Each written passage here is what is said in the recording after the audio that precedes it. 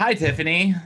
Hey Josh, how's it going? Good, good. I am so excited to be here with you. This is going to be our very first episode of the Business and Ministry podcast. And you are the owner of OMH Agency and the podcast and ignition system that actually helped me get this thing off the ground. So thank you so much for being here today on the Business and Ministry podcast. Yes, I'm so excited to be here. I'm honored that you asked me. I know we've just been powering through so much. You've accomplished so much in getting this rolling. So I couldn't be more excited to be part of it. Amazing. Yeah, I couldn't have done this without you. So I am so grateful, first and foremost. And I just want to let our listeners know what we're going to be doing here today. Obviously, when you're going through a launch like this, we record several episodes before we actually launch. So as of this point, we've already recorded 3 other episodes, but we wanted to do the introduction and get all of our systems and things like that in place before we recorded episode number 1. But Tiffany so graciously, when I asked her, volunteered to interview me about what the podcast is actually going to be about. So today I just want to talk to you guys about what my vision is for the podcast, who we're going to serve, if you want to be a guest, where to go, and what type of value we're planning to provide with this podcast, and pretty much why you should give it your time, because there are, as we were just talking about, millions of podcasts out there that you could be listening to right now. I love it. I love it. That is exciting. And your heart and your vision from the beginning has just been really inspiring and exciting. And I think that definitely fills a void that is really needed right now more than ever. As we've talked about, the harvest is great. So more people need to hear this positive, forward moving kind of message that you have to share. So with that, how about if I just ask you to tell me, like, can you talk a little bit about yourself and your story leading up to wanting to even start this podcast? Yeah, totally. This has been a labor of love and something that's been on my heart for years. To give you the Cliff's Notes version of my entire story, I graduated in 2009 with a degree in mechanical engineering, never did anything with it. I spent the following 10 or 15 years in sales, direct sales, whether I was in the mortgage industry or different industries. About 2013, 2014, I felt the need for a change in my life. So I started and I got a job with a digital marketing agency. I was doing direct sales. I was basically a glorified telemarketer at that point, but I absolutely fell in love with the field of digital marketing, which was awesome. So much so that within 3 or 4 months, I decided to start getting a master's degree in digital marketing. Through that journey, the master's degree that I obtained actually helped me and inspired me to start my own digital marketing agency. This was about 5.5 years ago. And I started it in concurrence with the master's degree that I was getting. So it was really cool because I was able to actually implement the things that I was learning in grad school in real time with my clients. So it was super, super fun, and taking all of those years of sales experience and all of that into play. But the foundation, or the story that was happening underneath that story, I think is the more important one. Right around when I decided to start the agency, a year before that, I had accepted Christ to come in my life. Before that, I spent, I would say, 15 years as a prodigal. You could say I was born and raised in the Christian faith, from Catholic to Protestant, but I lost my faith when I was 14 when my brother passed away in a car accident. Mm. And it was one of the hardest things that I ever went through in my life. And it's very difficult as a teenager to understand where God fits in your life when tragedy and trauma and things like that hit in your life. So I spent the following 15 years chasing success, chasing the next thing, chasing everything and anything that was anything but God, because I didn't want to believe that he exists. 15 years later, I was still doing the same things. I had a conversion event in 2016 that brought me to Christ. Mm. And when that happened, my life completely changed. I went from being a salesperson in the mortgage industry, just worrying about making money. I was doing really well, but I went from doing that to trying to discover purpose and meaning in my life. So I went from being the guy who was at the bars until 2 o'clock, 3 o'clock in the morning, every night, every weekend. There were days that I don't even remember on most of those weekends, to a CrossFit athlete, a CrossFit L1 certified coach and trainer, somebody who's starting their own business, getting a master's degree, all of these things. Essentially what I did is I replaced my addictions with alcohol and drugs and all of those things with God. And then God had me add in education and resources and fitness and things like that to start and create a well-rounded life. So that was a pretty cool journey. So I've Yeah. been running a digital marketing agency for the last, I would say, almost 5 years now. Mm. That's awesome. So, why business of ministry? That was just a really compelling story. How did that transition into going, I want to help ministries. I want to help people with passion. I want to help people live their passion. How did all that come about? Yeah. So, you start an agency or you start a business or you start doing things with some sort of definition that you have of success. You believe that success means a certain dollar figure that you make per month, a certain team size, a certain level of accomplishment that you're going for. And you work really, really hard day in and day out to go towards those levels of accomplishment until you actually accomplish them and realize they're empty. Mm.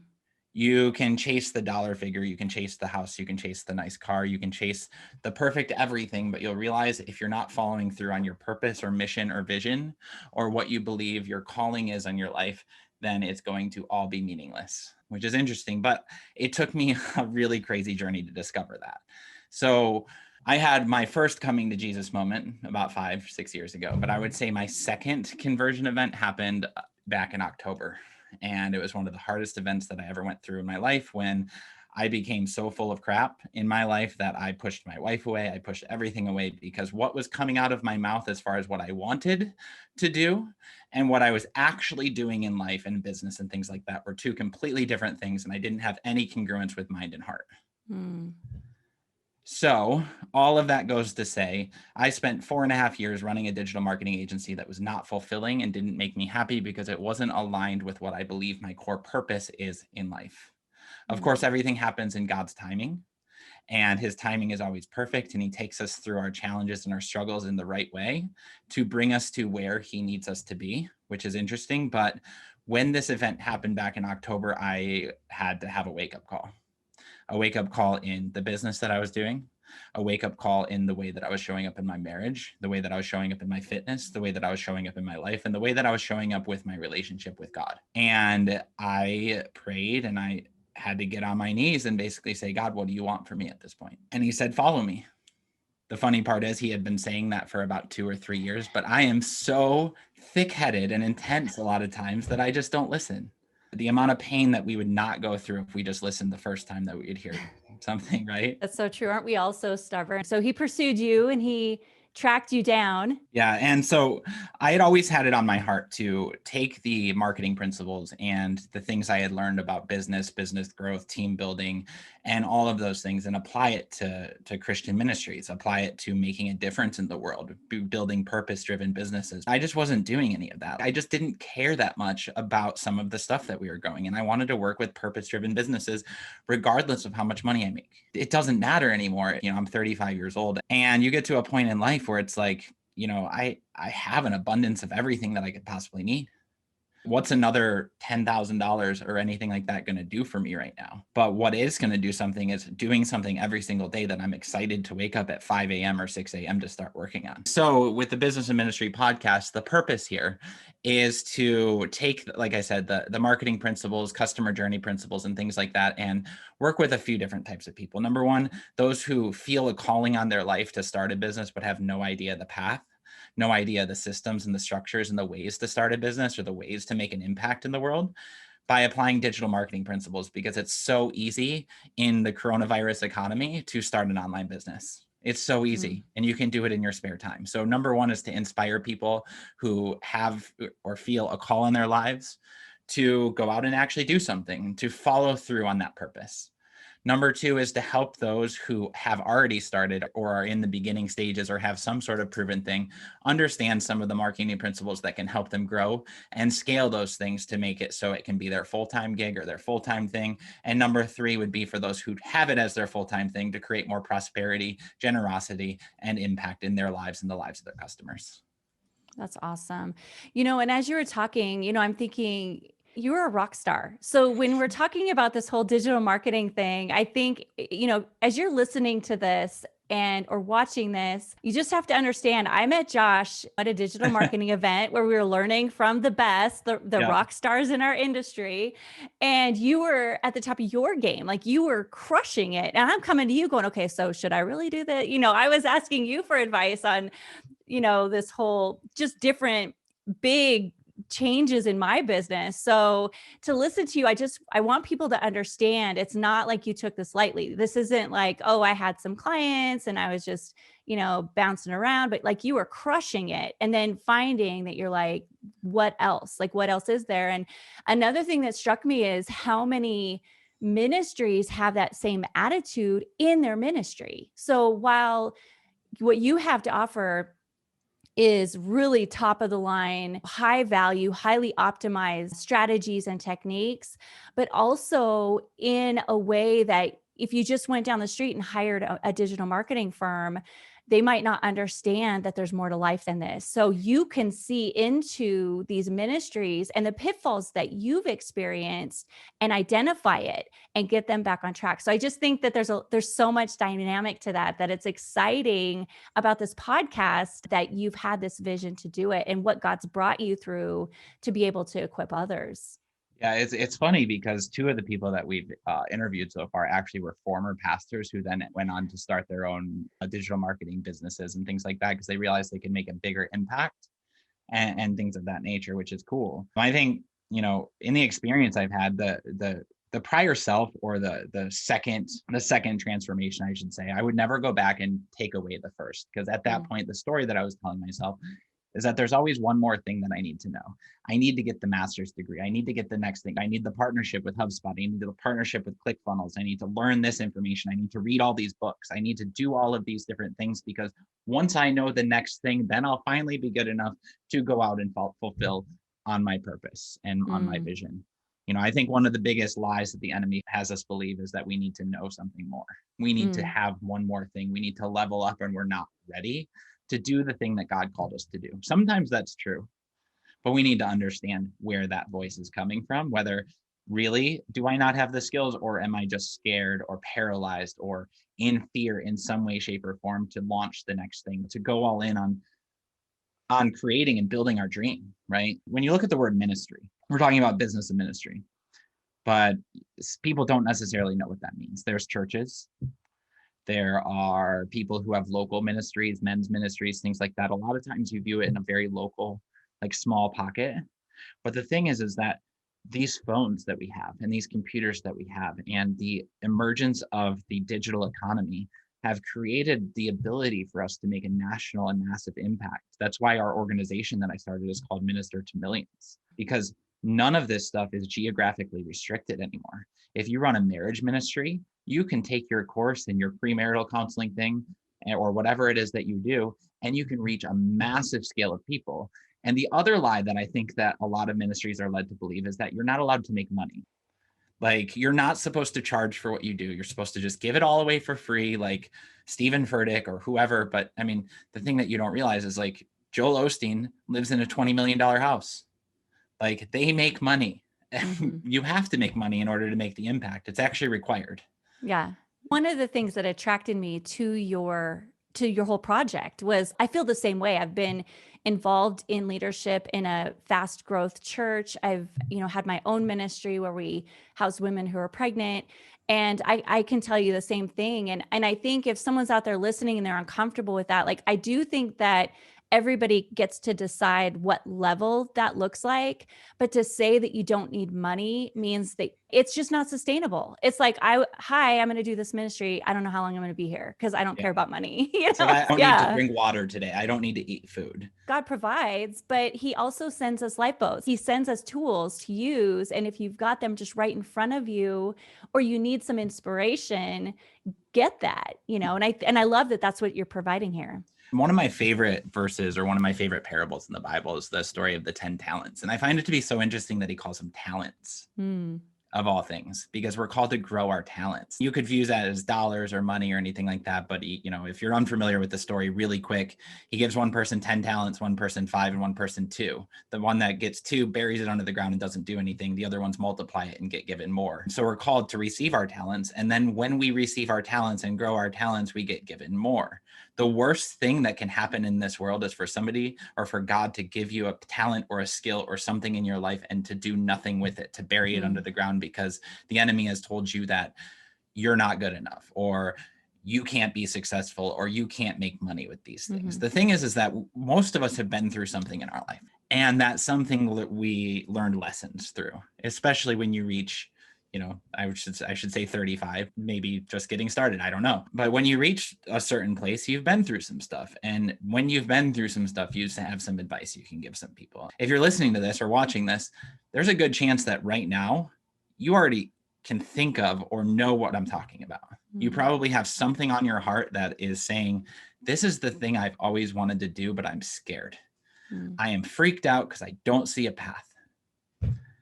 And I would call you out. I would just say, it's time to start thinking about growing that thing, because you're always going to have that on your heart. It's always going to be an itch. And if you don't ever scratch it, you're going to live your entire life and end up in the grave and not having done that thing.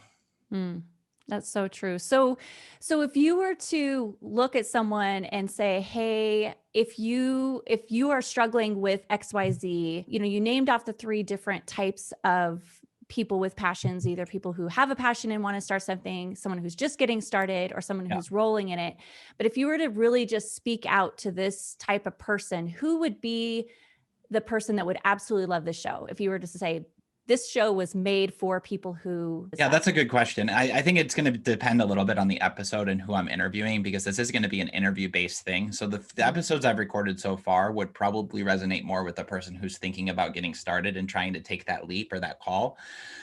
But moving forward, some of the next interviews that I'm going to be scheduling are actual consulting calls that I do with people who have already started their thing. So started their thing, they're feeling stuck, they're probably below $100,000 a year, or just getting started, but they need it to be able to provide for their families, to be able to live a well-rounded life. Like, there's nothing worse, in my opinion, in this world than somebody who either works 60 hours or 70 hours a week and wears that as a badge of honor, as if that's a good thing. Yeah. Right? Like, that's not the way that the world works. We have efficiencies and VAs, or virtual assistants, if you don't know what that is, and ways that we can outsource, because really, in my opinion, you shouldn't be working more than 20 or 30 hours a week. There's too much other stuff to do. We need our time in the morning with God. I spend an hour every morning. We need reading time. We need to continuously be feeding ourselves, so that way we can feed other people. And if we're not able to do that because we're not charging money for what we're doing, or because we're not making money with what we're doing, then it's not going to work. I would say, regardless of what phase or what season in that journey people are in, it's hugely valuable. I have listened to the 3 other episodes. So first of all, I think they're so exciting. They're very different. You're right. But I would say that it really is good for anyone at any phase, because you talk a lot about mindset as well as strategies. And I'll tell you what, I mean, you and I both value coaching and mentors, and, listening to people who are already where we want to be. And listening to that, I know I was in one of my coaching sessions, one of my masterminds that I go to with my coach, and he was telling me something that he told me a year ago. And I'm like, dude, I totally forgot about that, And so the things that you were talking about in those first 3 episodes, even having been someone who's been very seasoned in ministry leadership, I would say that I got a lot out of it. So, really speaking to that, being in a time and a place where it's kind of lonely when you're leading. So if you're taking on a ministry, there's just a lot of things to focus on. You want to serve the people. You really don't want to have to worry about the marketing, but you do, because you need to. So it's like what you're bringing to people makes their time more efficient. You are saying, look, I'm curating these people that I know will bring value to you where you're at right now. Who else do you plan on bringing on? What, maybe not, you don't have to say exact names, but like examples of what people can expect to get out of the different episodes. Yeah. So thanks to Russell Brunson, I have what I call a Dream 100 list. If you don't know who Russell Brunson is, he's the CEO of ClickFunnels. And he talks about this idea of whatever it is that you want to do, creating a list of your dream 100 people, the top 100 people that you would want to have on your podcast or on your show. And I have some big dreams or some big visions of some people that I want to have on. So it's going to be a mixture, right? Number one, some big names. And there are a few people that I've already sent invites out to. If he's listening or ever hears this, I really want to have John Bevere. He changed my life. He was actually the catalyst for the thing that flipped the second turning of heart, I guess you could say. I really want to have John Bevere on the show. That would be amazing, because if you look at his ministry, Messenger International, like, he is doing big things. He's written like 20 books. Like, it's just absolutely crazy. So big names like that. But also, I'm going to be interviewing people like your everyday Joe. So people like my listeners.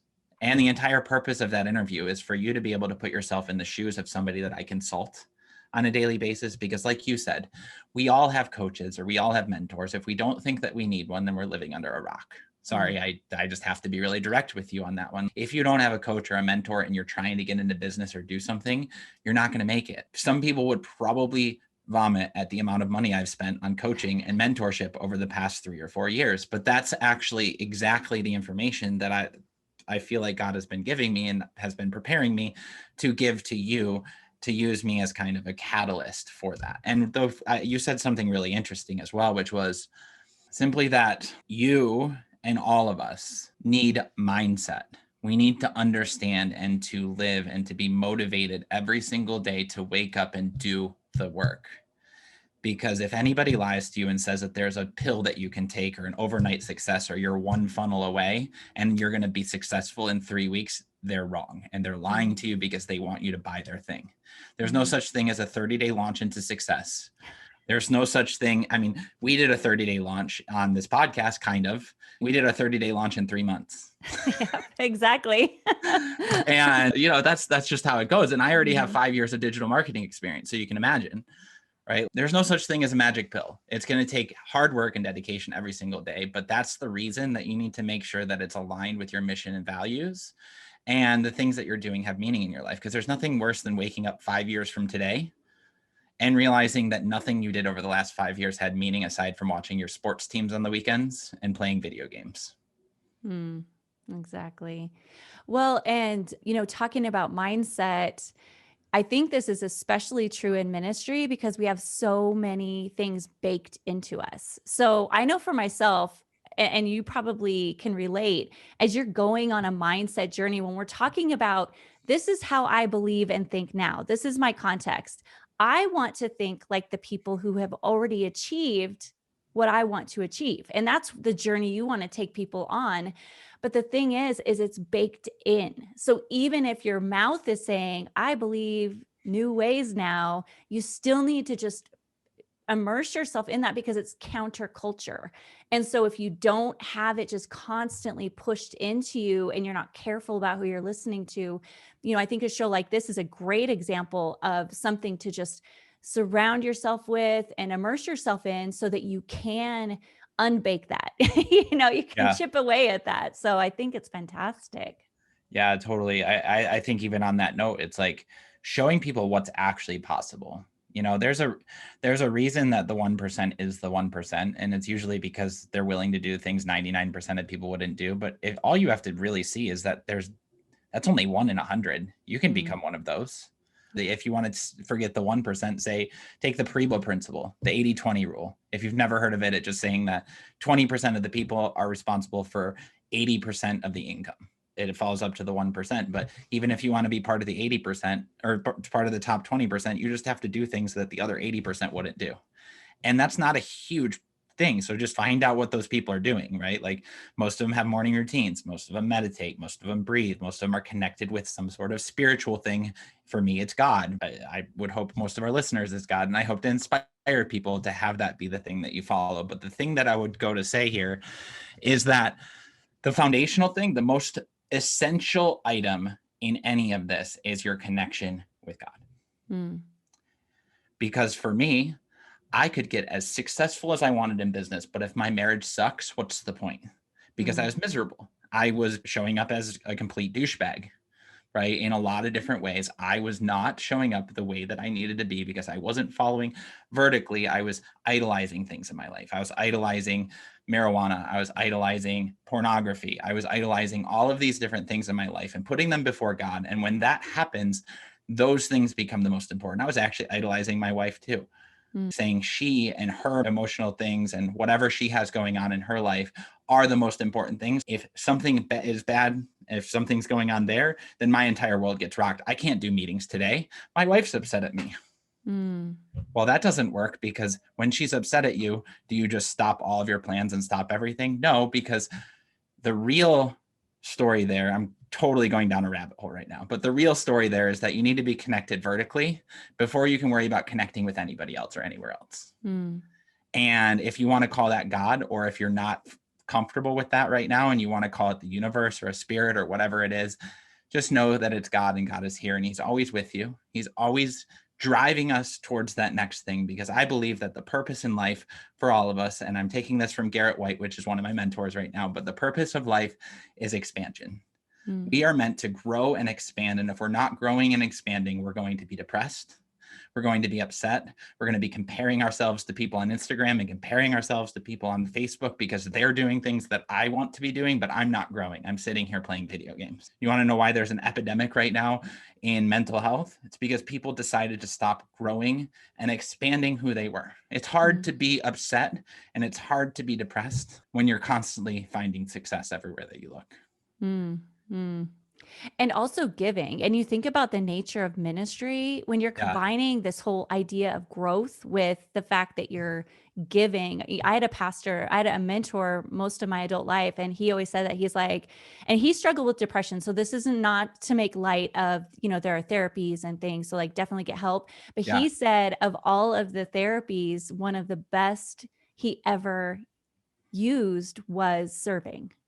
And he was a pastor, so it wasn't even in a pastoral Yeah. capacity. It was like a way that he just felt like he was serving somebody where they were. So I just thought that was fascinating, and how, you hear a lot too, how gratitude and depression or being upset can't live in the same space, things like that. But all these things you're talking about, that's exactly why having mentors, having the voices coming at you with these things over and over again, because change, again, it's counterculture. It's things that we've heard over and over again, and it's kind of battling the enemy's voice with what Yeah. God wants for us. Like when you read the Bible, what God wants for us is growth. It is, great things. He doesn't want us miserable, but he's also going to pursue us. And that's not always, enjoyable when we're ignoring him. So Yeah, yeah, it's not going to be comfortable. And that's the one thing I can tell you is none of it's comfortable. We're not called to live in comfort, actually. If we wanted to live a life of apathy and complacency, we will only focus on being comfortable day in and day out. And that's great absolutely. if that's what you want, And I just to side note, I'm not trying to talk down on depression or anything like that. I know people have serious issues and it's a huge problem right now. So if you are feeling those things, totally go get help, talk to Mhm. somebody, do what you need to do. Jordan Peterson is one of the people that I listen to a lot. I just got his new book. And one of the things he talks about is that a great cure for those types of things is creating an aim in life and working wholeheartedly towards that aim. Because when you're aiming at something, it's really hard to get caught in the monotony or apathy of things, right? Set a goal, decide what that goal is, and just start working towards it day in and day out. It might seem super distant away. It might be 5 years away. It might be 10 years away. It might be something that you do need to level up and get skills. But what can you do today on a daily basis to start working towards that goal? If it's something where you need to learn how to market or learn how to start a business, what business book could you pick up today to start a habit in your life to be reading every single morning, right? Like I heard something Simon Sinek said in his book, Start With Why, Mm. 3 years ago. And what he said is most millionaires read 52 books a year. I was like, oh, okay. So I started reading a book a week. Habit hasn't stopped since. It's Oh, actually at about 70 or 80 a year. But also, if you look, not to sound morbid, but if you look at the rest of your life, I'm 35. Doesn't give me many books left to read in my lifetime, right? Like, I think you said something like on average, people read 2 books a year. Is that all the information? If you live for 100 years, you only need to know the information that's in 200 books. wow. Well, that shows you how easy it is to be part of the 20%. Right. If that's the one, millimeter change that you're making right now, it will have a profound impact, but that will put you, if not in the 20, I believe that puts you in the 20%. Oh, for sure. I mean, but it just like, I think a lot of times people get wrapped up that there are all these things they should do. I always say it's shoulding all over yourself, and just take one thing like, and do it. And it puts you in that whole different bracket. So I think Yeah. that's really, really amazing. So if you were, and we didn't really talk about this a lot before, but I'm really fascinated and curious, if you're to say, if someone goes on this journey with you and they're listening to your show and they're listening episode after episode, what kind of transformation do you envision them having over time? Wow, that's a really good question. One of the principles I teach in marketing is called before state and after state or character transformation, right? If you study copywriting at all or anything like that, you're consistently looking at who is somebody now and who are they going to be? We did have a little bit of a script for this episode, and one of the things was, in 5 years, right? Mm-hmm. What would you have accomplished in this thing? And I think that if I'm able to inspire anybody to go and serve and to help others, and I'm able to hear success stories, then all of this was a success. Everything, that every penny and every hour and every minute that I spent serving here and serving you was worth it, because if it changes one life. But the thing that I would want somebody to listen to and to understand and to change is they would go from meaningless to meaningful. Mm. They would go from unfulfilled to fulfilled. They would go from scarcity to abundance. Mm. Can I'm, you give an example of that? Because I feel like a lot of times we talk in these terms and it starts to just sound like that's what everybody says. I mean, what yeah. does that really mean to you? Yeah. So first of all, meaningless to meaningful. The scarcity and abundance is going to be the longest one because I could write a whole book. Meaningless to meaningful, unfulfilled to fulfillment is exactly the journey that I went through. I want people to understand that journey and to be able to go down a path fulfilling their purpose of who they want to serve. Mm. If you're listening to this and you feel like you've been called to help somebody and you're not, you're actually doing a disservice to the hundreds or thousands of people that need to hear your message. They're sitting there waiting for you right now, for you to get, pardon my French, to get the balls to go and start something. Mm-hmm. Like, do it. Like, I just want to hear about the things that people did. So I want to hear them go from, I can't do it, I don't have enough, all these different stories that we tell ourselves, all these different excuses, the victim mentality, to, you know what? Screw you stories. I'm going to go do this thing because I feel called, and I am just going to go try. And I might fail, but the worst thing that could happen in the process is not trying. Mm-hmm. So it's funny. And I need to trademark this before we launch this, but I've always told my wife the first book I write is going to be called Put On Your Tri Pants. Aw. And it's like, literally, wake up every day, put on your tri pants and go. Mm-hmm. Because that's what's called of this every single day. Put on your tri pants. Mm. And so I would just want to see people try. Go ahead. One thing that I always I this is another thing I say all the time, and again, I stole it from a mentor, but it's do it and the feeling will follow. You know, this is not the same as fake it till you make it. This is do it. I think about it, to get to where you've gotten. How many things do you have to just do? I mean, just starting this podcast, you're so accomplished. You've talked to so many people, and I still had to say, Josh, just go interview them. Like, be okay that it's not going to be perfect. Like, just go do it. But it goes back to that whole thing. Like, you're not going to feel like doing it, but once you start, I mean, what did you do right after that interview, that first interview? I mean, how excited were you? Yeah, I sent you a message. I was like, that was the most amazing experience I've ever had in my whole life. I felt on fire. It was awesome. But just before that, we had a call and I was like, I'm so scared. I am freaking out right now because I just don't want to do it. I can't bring myself to invite people to this thing. And that's most of the reason that it took 3 months instead of 30 days. Yeah. And at the end of the day, I mean, it just goes to show. Now, that was a podcast, but how we do one thing is how we do everything. And everybody has that feeling of, oh my gosh. And there's any one of 1,000 reasons. And those are things that we've talked about up until now. But this is where faith lies. In that second where you know what you need to do and you're not doing it, that's where faith lies. If you have faith that you're going to come out the other side and be happy that you did it. I always tell my husband, thank you for making me do that. Like, I don't know how many times he is just like, you're doing it, get over it, just go do it. And then afterwards I'm like, thank you for making me do that. If we want to talk about faith, we want to talk about God, we want to talk about purpose. That is the moment where we say, God, I believe in you. I trust you that you've put me here. And like, the last thing I want to do right now is what I'm about to do. Please show me on the other side that this is the right thing. I think it's really cool. Yeah, I think I like to equate my story to the story of Jonah. And I listened to an entire book called The Prodigal Prophet recently by Tim Keller. The whole story was that the story of Jonah, he was called to go to Nineveh to preach to people. And he said, no, I'm going to get on this boat and I'm going to go the other direction. And he ended up in the belly of a whale. Like, just because he said no and didn't want to listen to that call or the voice or what it was. It might be uncomfortable to do what you're supposed to be called to do. But again, we're not called to comfort. Nobody ever said that we have a right to be comfortable. Nobody ever said we're supposed to be comfortable. Like, if you look at any of the world religions, whether it's Buddhism or Islam or Christianity, the only thing that's guaranteed in life is suffering. And the only thing that's guaranteed to help that or help minimize that is daily discipline and doing what you're supposed to do. And again, those are some of the things that I hope for people to get through the messages of what we're doing in here, because it's so much bigger than marketing, right? Marketing is a great thing because that's how you craft and create your message and tell your story and tell your story brand. Donald Miller is somebody that I also hope to have on this show. That would be amazing. So Donald, like we need to talk. Anyways, creating a story brand, creating your story, creating the transformation story of what a customer looks like before and what they look like after. And all you're doing as a ministry builder or as a business builder is building bridges. This is where somebody is right now. This is where they should be or ought to be or want to be. How do I get them from point A to point B? That's every business that exists.